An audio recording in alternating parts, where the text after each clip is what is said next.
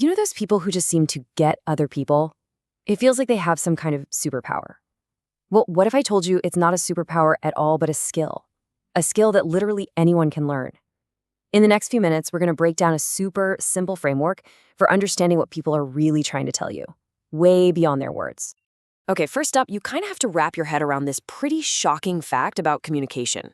Studies have shown that the actual words we say, they make up just a tiny 7% of our message. A huge 55% comes from our body language, and another 38% from our tone of voice. That means most of what people are really telling you has nothing to do with their words. So, yeah, if words are just that tiny slice of the pie, what's going on in that other massive 93%? Right? That's the good stuff, the hidden conversation we're about to decode right now. All right, let's dive into layer 1, decoding the body's language.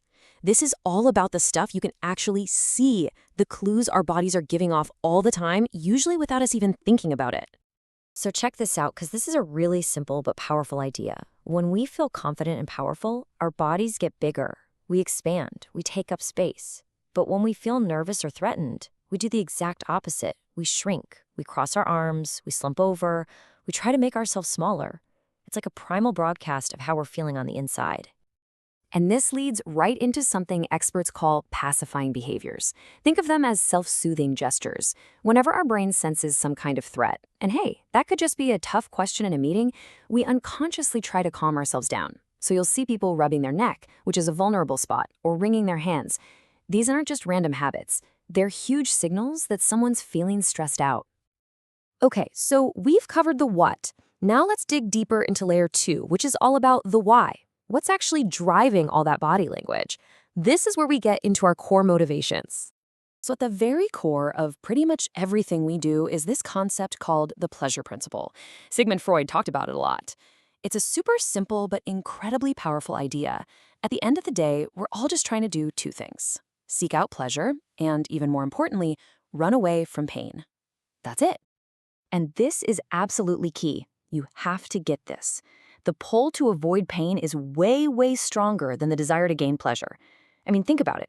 You will leap out of the way of a speeding car in a split second, but you probably wouldn't run into traffic for a suitcase full of money.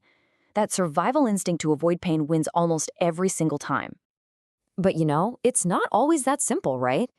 Abraham Maslow's famous pyramid shows that our motivations actually change as our basic needs get met. For example, if you're worried about where your next meal is coming from, you're not exactly thinking about finding your life's purpose. Understanding where someone is on this pyramid gives you a ton of insight into what they really care about in that moment.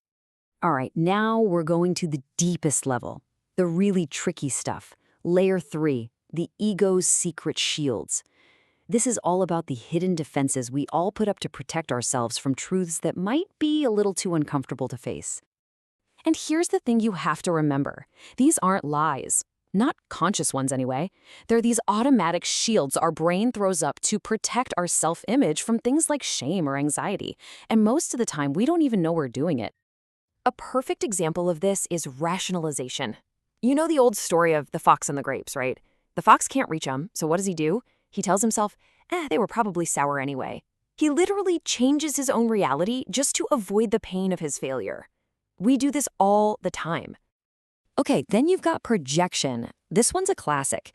It's when you have a feeling you don't like about yourself, maybe you're feeling really angry, and instead of owning it, you accuse someone else of it.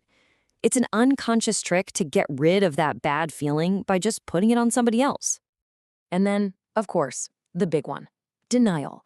This is the most straightforward defense mechanism of all.